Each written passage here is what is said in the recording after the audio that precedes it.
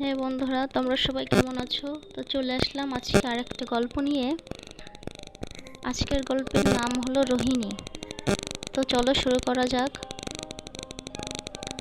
দাদা, অনেকদিন ধরেই তোর কথা মনে পড়ছিল, তাই আজ ভাবলাম তোকে চিঠি লিখি। মায়ের পেটের আপন দাদা না হলেও তোর সাথে আমার শৈশব কৈশোরের সবচেয়ে সুন্দরতম মুহূর্তগুলো কেটেছে। দূর সম্পর্কের জ্যাঠাতো দাদা যে এত আপন হয়, আমাদের না দেখলে লোক বিশ্বাসই করতো না। আজ সেই পুরনো কথাগুলো খুব মনে পড়ছে রে। কেমন আছিস? বড় হয়ে গিয়ে এত ব্যস্ত হয়ে গেলাম আমরা যে একবার চোখের দেখাটুকু গত 5 বছরে একবারও হয়নি।